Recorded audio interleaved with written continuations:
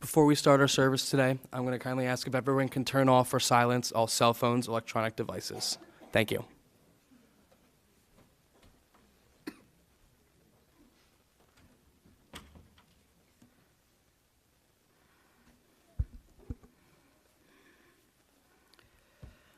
Are you ready?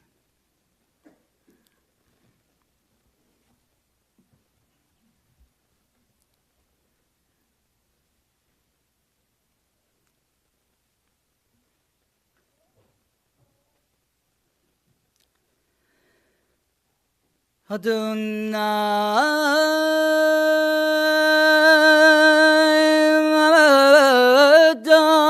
Adam Vatzedechu Benenosh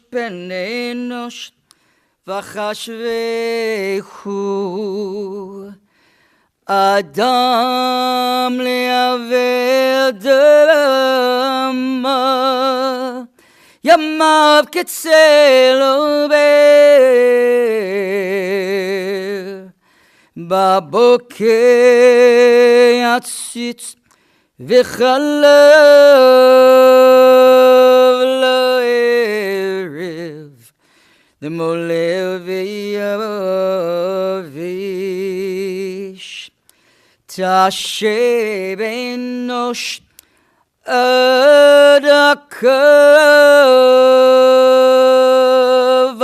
Tomer Shuvu V'nei Adam.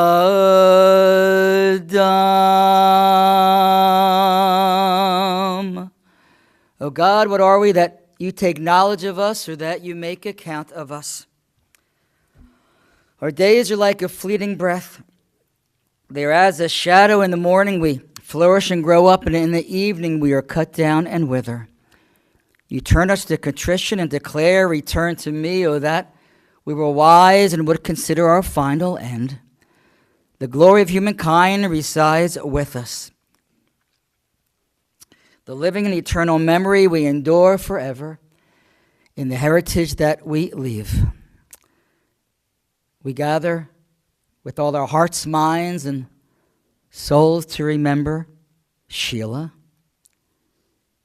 We gather with many mixed emotions. We gather with the emotion, of course, of her loss, of no longer being in this world with us, but certainly with the opposite emotion of knowing that she is on her way in all Godspeed to her eternal resting place, to be with those who have gone before her in a reunification of love. We gather with the knowledge that the family is surrounded by this whole room filled with love that will last the door of our door from generation to generation, and also with the knowledge that, as is custom in Judaism, for one as beloved as Sheila to be remembered, little boys and girls not even born yet will have the honor of being named after her. So I can certainly foresee, that's right, I can certainly foresee in years to come, in your homes, little Sheilas running around, or little, whatever the male name of Sheila is, they will be running around as well. And they will be taught that they are named after someone so very special that we gather here today. For who among us has not passed through our own trials and bereavement? Some of us bear fresh wounds in our own hearts, and therefore feel more keenly the kinship of sorrow with those who love and will always love Sheila the most. Others of us whose days of mourning are more remote still recall when a silent hug or a kiss or a word brought comfort to our sorrowing hearts. All things pass, all that lives must die, all that we prize is but lent to us.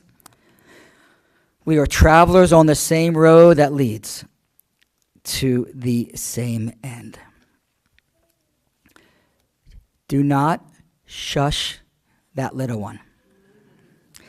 We learn in Judaism that the best sound at a funeral or at a shiva or at an unveiling is the sound of a child. Because we are taught in Judaism when one precious, what we call the highest compliment that we could ever call a Jewish woman, an Eshes Chayil, a woman of valor. When one woman of valor leaves us, a child arises to take her place. So don't you shush. You keep on making that sound of joy, because your family needs, at this time of mourning, certainly joy. In the 23rd Psalm, King David writes that God will walk us through the valley of the shadow of death. King David never writes that God will leave us there. So one day when your days of mourning are more remote, one specific morning you shall wake up, and all that will be left in your hearts are the joy-filled, happy memories of Sheila, of Shishi. And those will be the memories that will be passed down to the boys and girls that will be coming in your families.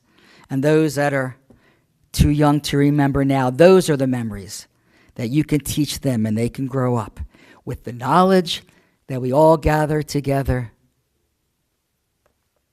to remember. So if you know the traditional words of the 23rd Psalm, please say them out loud with all of your heart.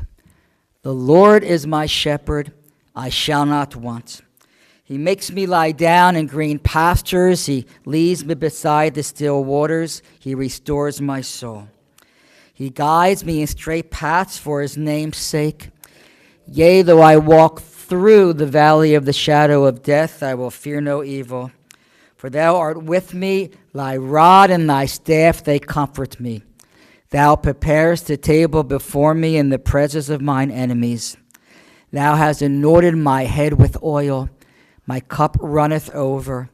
Surely goodness and mercy shall follow me all the days of my life, and I shall dwell in the house of the Lord forever.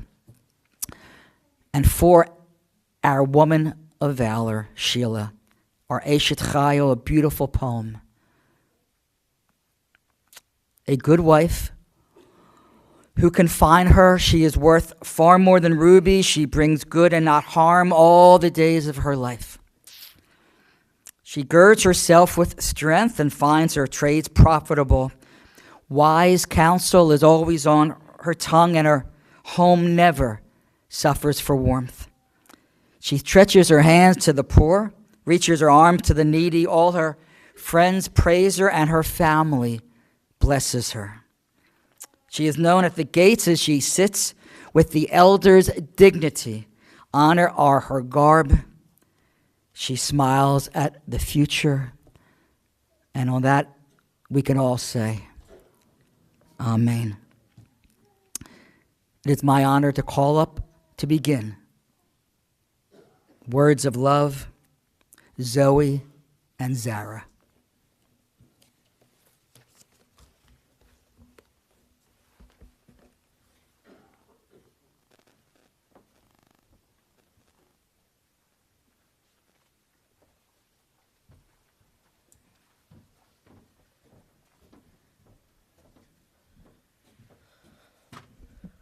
Hello.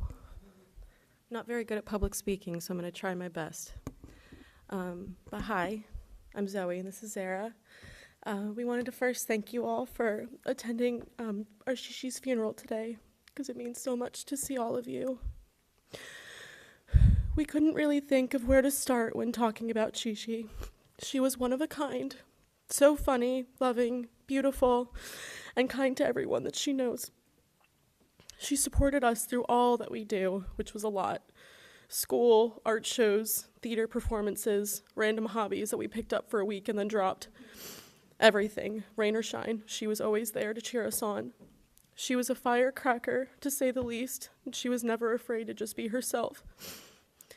I remember when Pop and Shishi took me and Zara to see a Broadway show in New York. It was my favorite, Anastasia, and I texted my mom as we were driving in the car that Shishi's bravado needed some work. While we were in the car on the way, she would sing and dance, and like no one was watching, always. And it might have been a little pitchy and the dancing might have been silly, but it always made the car rides even more special. She was an amazing grandmother. She loved us even when we stole her pots and pans from the kitchen to play with fake plastic food they bought us to keep at their house. She would even pretend to be a customer in the grocery store that we set up all over the foyer.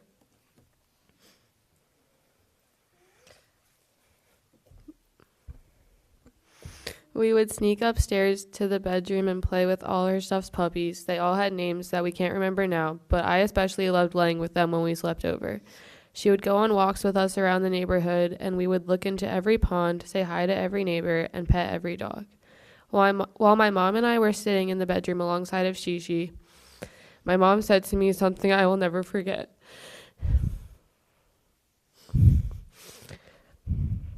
She said that I possessed Shishi's fiery, determined spirit, that we shared a fierce loyalty to our family, and that she was able to laugh at herself. I'm still working on that part. There are really no perfect words for me to express how we feel about this loss. We are just grateful to be surrounded by our family and friends. With your support, we know we will all be okay. Thank you.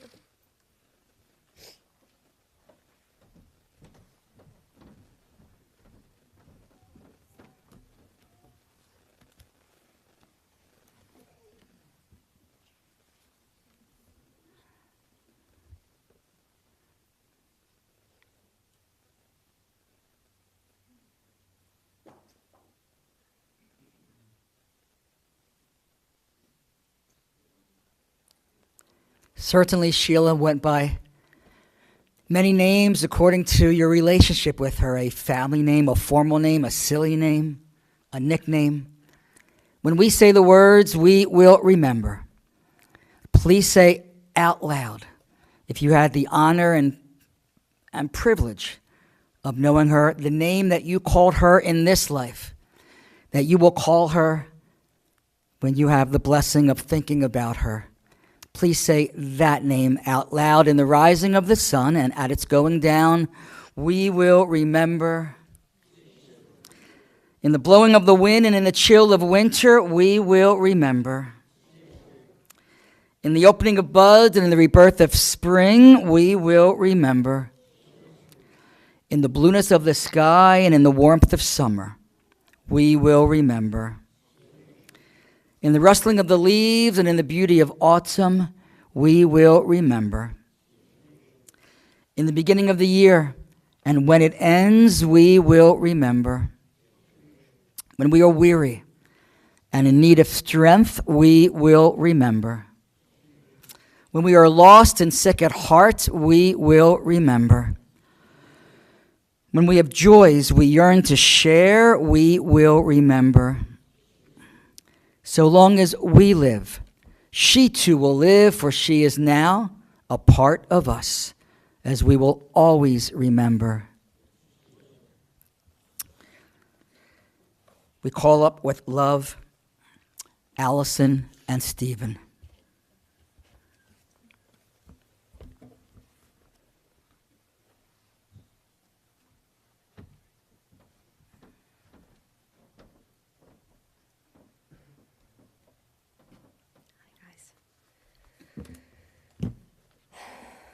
I was real nervous this morning on our way here, but I have to say that being hugged and greeted by each one of you has been immensely supportive, and I'm so grateful for the love that you've given our family. Last week on Tuesday morning, Dad called to say Mom had taken a turn for the worse. We were not sure what the coming days would hold, but together we would support each other as we always have. That day, a very special message, I believe, was delivered. Dad completed the day's crypto quote in the newspaper to reveal, "If ever there comes a day when we cannot be together, feel me in your heart. I will stay there forever. Love has so many forms. My dear friend said that to me this week as we comforted Sheila during her final stage of this journey. The last year has been a struggle. The care given to her by her soulmate Dave was nothing short of true love. However, the many years that came before this time is what I'd like for us to focus on for a moment. Mom was a force. She was a strong and smart and determined and loving woman. She had a great sense of style. She loved to shop and always dressed just right. Even during these last months, she would comment with disdain if Pop had her wear her black gloves when she was in fact wearing her brown coat. She was a bocce champion, a crossword puzzle aficionado, and I cannot fail to mention she was a marvelous mahjong maven. She loved music and would dance to any song that got her toe tapping, and of course most of the dancing performed with her arms and hands. She laughed at herself and her little idiosyncrasies, and they surely have provided all of us with great joy as well. As for my relationship with Sheila, I will say I was a little intimidated when we first were set to meet. They were coming in to visit to New Jersey from California, where Mom and Dad had lived at the time, and we were to be reunited. I knew Dave and Sheila from years before when I first met Stephen at the end of high school, but this was different. Now I was dating her son. Within a very short time, I was reassured that Sheila was in fact a softie. She welcomed me into the fold of the family, and we never looked back. Throughout the years that Stephen and I have been together, Mom has been a constant source of love and support. When we found out we were to have our first baby, I told her that we were giving so much thought to how we'd raise her and if we'd be good parents. And she said, "You will do your best with your children, and you will screw them up anyway."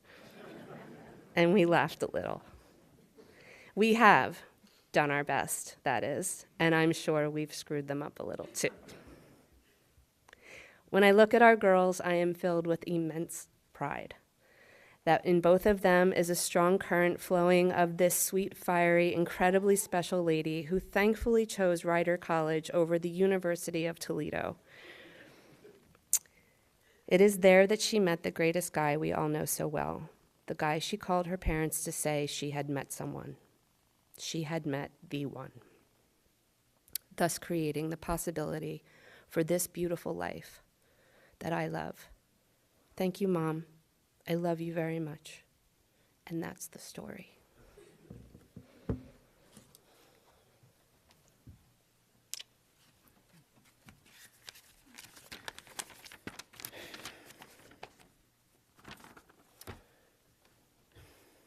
Thank you all for being here today with me and my family.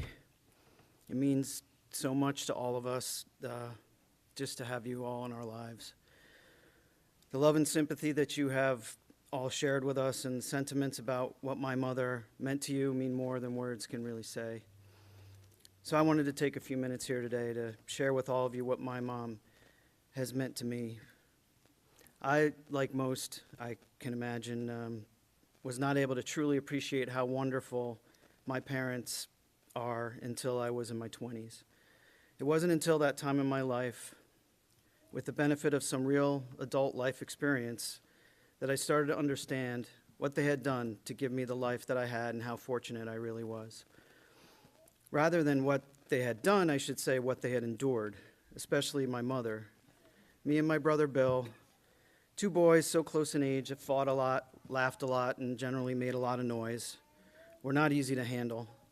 Even equipped with her wooden spoon and once my Aunt Toby's sorority paddle to threaten us with, it seemed like she always had that spoon in her hand. The two wild animals that me and my brother were, and some might call us jackasses, and have many times, that we could not be tamed. In fact, we actually drove her from the house one time when we were very little, and my dad came home from work, and she took the car and left. Unfortunately, she came back a few hours later. Despite how hard we made it for her, she did everything a great mother does. She took care of us. She did everything she could to make us happy. And she did it unconditionally, with all of her love every step of the way. She was always there for us, and she knew when I needed her and came to my aid and made me feel better, no matter how serious the trouble I might be in. And I got in a lot of trouble. Through that unconditional love that both of my parents gave me, I learned to be the father, husband, son, and friend that I am today, which I hope is a good one. I also learned a couple other things from my mother. I learned how to swear.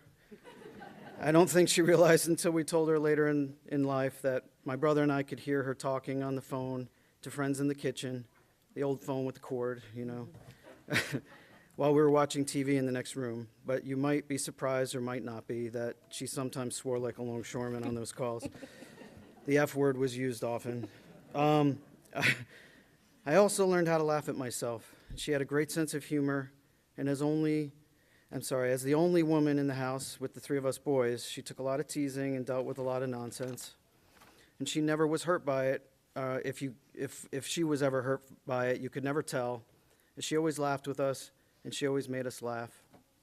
And through all the love and laughs, as I became a young adult, my mother became my friend. I would talk to her often about everything going on in my life. And although she liked to talk, she was also a great listener. She also liked to tell me what I was doing wrong. And like all parents, in the end, she was right. But even so, she and my dad let me make my mistakes and learn. And she was there to support me and help me through all my missteps. And as I realized my hopes and dreams, a successful career, marriage to my beautiful wife, Allison, and the birth of our two beautiful daughters, Zoe and Zara, that had in large part been made possible through the incredible love and support of my mom and dad and the example they had set for me, she was there to celebrate with us and bring us the same unconditional love to Allison and our girls. She was a wonderful and generous mother-in-law to Allison and grandmother to Zoe and Zara. We will miss you all so much, Mom, but we will always have the beautiful memories of your love and friendship to make it a little bit easier. We love you.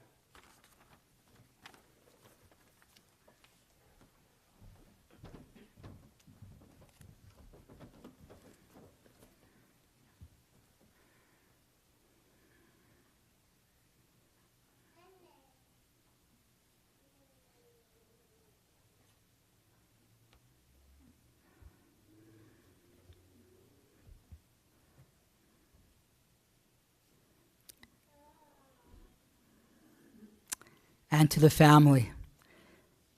You have already started to fill out all these forms that simply must be filled out for many different reasons.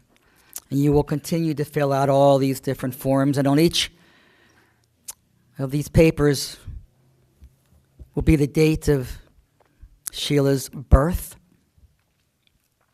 Many of the forms will be followed by a little dash, and then the date of her passing. Certainly it's important to remember her birthday, to celebrate her heavenly birthday each and every year. And in Judaism, certainly the date of passing is extremely important to light the yahrzeit, the remembrance candle. But even more important than those two bookend dates is that little dash. For that little dash is a symbol of a life well lived with much love given, and certainly, as we see today, much love received. So as you continue to fill out all these forms, that simply must be done. Look at the two dates on each side, but most importantly, that little dash. For that little dash is a symbol of the love that will always be for Sheila, for Shishi, from generation to generation. We call up with love, Bill.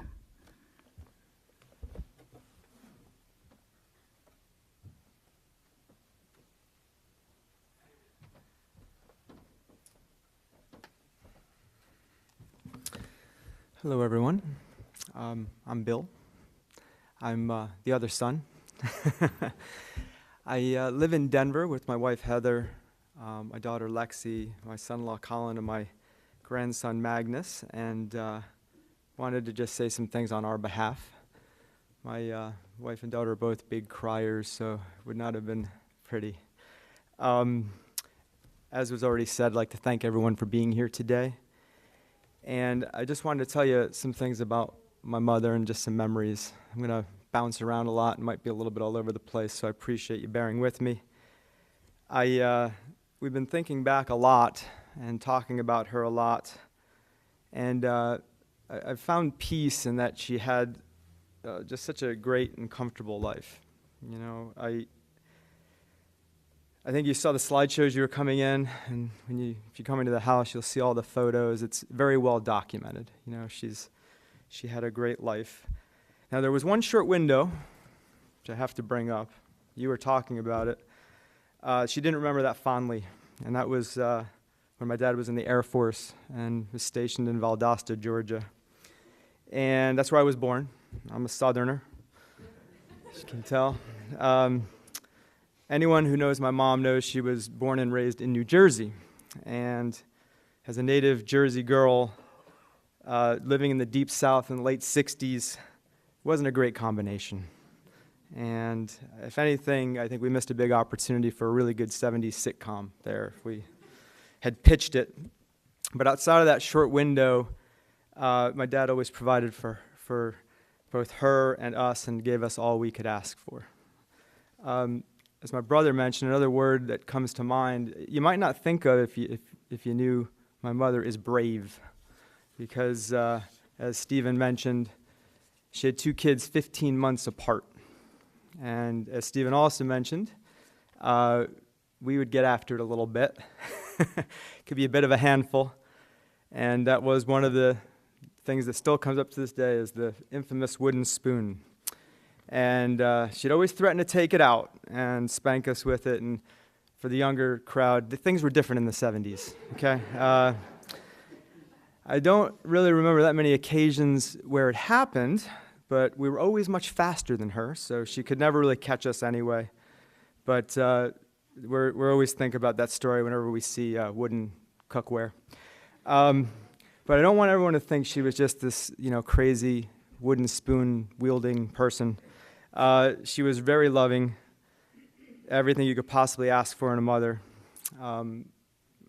When I get nervous or anxious, I always hear her to this day being very reassuring and reminding me that things could be worse and that we have a lot to be grateful for.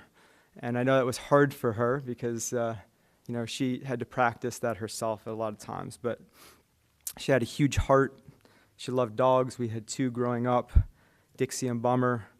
After Bummer passed, we always asked her why she wouldn't get another dog, and she just didn't want to have to say goodbye to another pet. She loved them so much. She was a big cheerleader, always encouraging.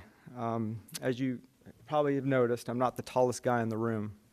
I'm standing on a platform right now. But if I was ever feeling self-critical of my height, I still hear her. She would say stuff like, "Would you rather be tall and ugly or short and handsome?"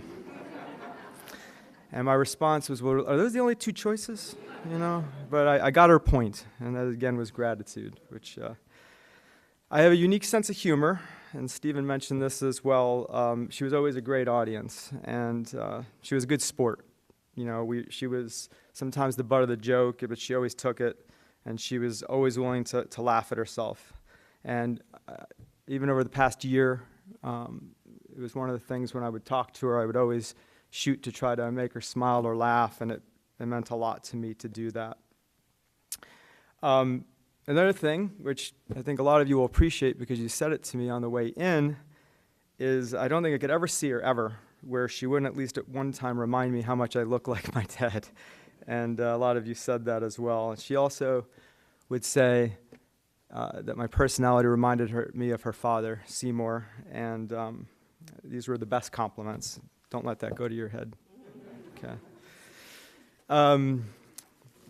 Anyone who knew my mother also knew she could be a bit wound tight at times, a little particular. When we were kids, the house was immaculate, and there was the vacuum marks in the carpet. And if you walked through there, you'd leave foot impressions. And she'd always know when we were in there and ask, "What were you doing in the living room?" I'm like, "Yeah, how did you?" And then you caught on, you could see these footprints running around in there. But she wasn't the most adventurous person. Her first reaction whenever Dad wanted to do something was, "I don't want to do that." but he'd always get her to relent. And they went on a lot of trips over the years, a lot of people here. And, she was always glad when they got there and always had a great time and when they traveled. Just have so many just memories and things that there's just too many to share. But I had moved to Denver after college, met my wife Heather. She was a great mother-in-law to Heather, fantastic grandmother to Lexi. They would come out to visit us, and we would drag her all over the place. She just rolled with it and was always just up for it. On my dad's 70th birthday, we actually zip-lined. He and I zip-lined across the Royal Gorge. That almost gave her a heart attack at that time. And there is a video, so Mom did not participate in that one. We'd come back here to New Jersey to visit them and my brother's family. We always did a lot of stuff as a family, again, a lot of photos. But then they would also make their annual trips to Palm Desert. And Heather, Lex, and I made some trips out there. And then as Lexi got older, Heather and I made annual trips. And I cherished those times and the laughs we had. And just, again, dragging her around to hikes and things. And it was just a lot of fun. Some of the last thoughts here, I think my whole family would agree, and we're beyond grateful that she did get to be a part of so many family milestones, both with mine and my brother's family, weddings and births and graduations, and she always embraced those times with excitement. Photos of her dancing at Lexi's bat mitzvah, and came into all of the graduations and wedding to Colin, and of course saw their first home in Charleston, and most recently got to be a part of and spend time with our grandson Magnus, and many more milestones coming, and I know she'll be watching from above and smiling from above. Just want to wrap up and say I'm just so grateful to my mother. She made me who I am today. It was an honor to call her my mom. I will think of her often, and again, some common themes. Think of her car dancing. She was the best car dancer. If there was really a competition for that, she'd be up there. Every time I get ice cream, she loved ice cream, and every time I hear Barry Manilow. Got to dance with her out in Palm Desert last January, and I really remember that too. But I love you, Mom. We'll miss you. Before I go, if I can hold it together, I'm going to just say something on behalf of my father. My dad has difficulty not crying when he's speaking at happy events. And so you can imagine this would be very difficult for him. So first off, he would like to thank the whole family, all of his friends, his neighbors, for all of their good wishes and prayers during this difficult year. He would really like to thank Olive for their wonderful care of my mother, and he would like to especially express his appreciation to Marie, Esther, and Ro for their exceptional love and attention they gave my mother. He also wants to thank everyone at Samaritan, but especially my mom's nurse, Amanda. She was always on call and available no matter what the circumstance. And finally, he wanted to say that this past year would have been even more exceptionally hard if not for his family. His wonderful sons, his words, not mine, daughter-in-laws, granddaughters, Colin, and the joy he has gotten and continues to get from his great-grandson. Dad wants you all to know he loves you dearly. Thank you all again for being here. Buddy? Didn't even see you there. You want to stay?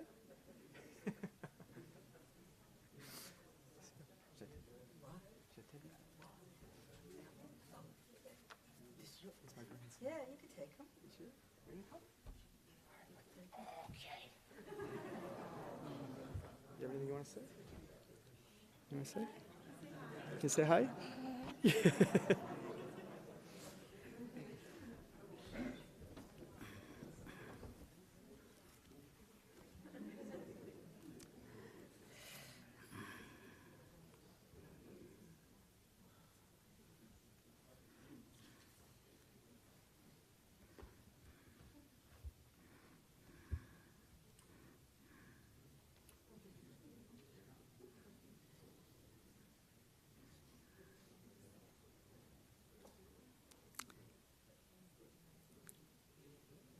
Before we conclude on the El Malei Rachamim, the prayer of our departed, the family would like those who would care to give in the memory of Sheila from your hearts to give to the Alzheimer's Association. That's alz.org. And Shiva services.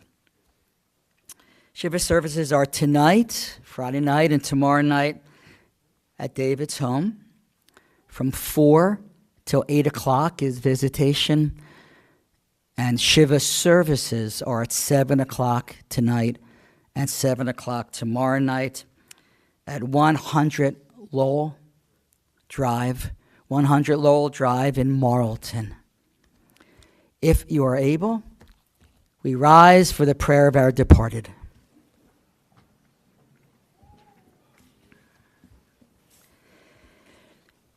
El Morei Rachamim Shochein Bamromim Hametzei Menucha Nechona Tachat Kanfei Ashchina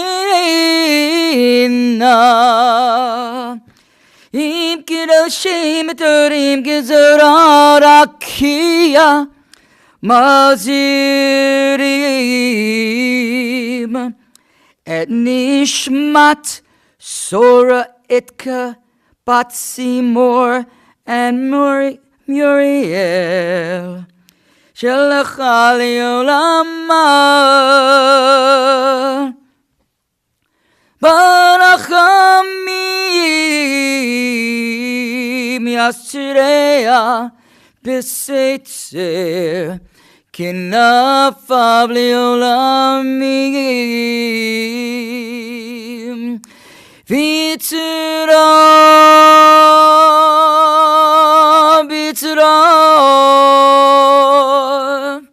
HaChaim En Nishmata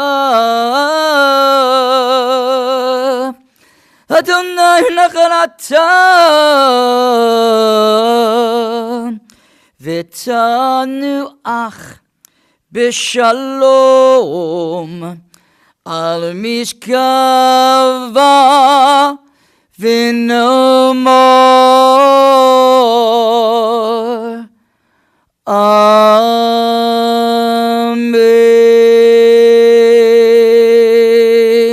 And once again, in the space provided, please say the name that Sheila will forever, in love, be known to you as. Compassionate God, eternal Spirit of the universe, grant perfect rest in your sheltering presence to who has entered eternity. O God of mercy, let her find refuge in your eternal presence, and let her soul be bound up in the bonds of everlasting life. God is her inheritance. May she rest in peace. And let us all say, you may be seated.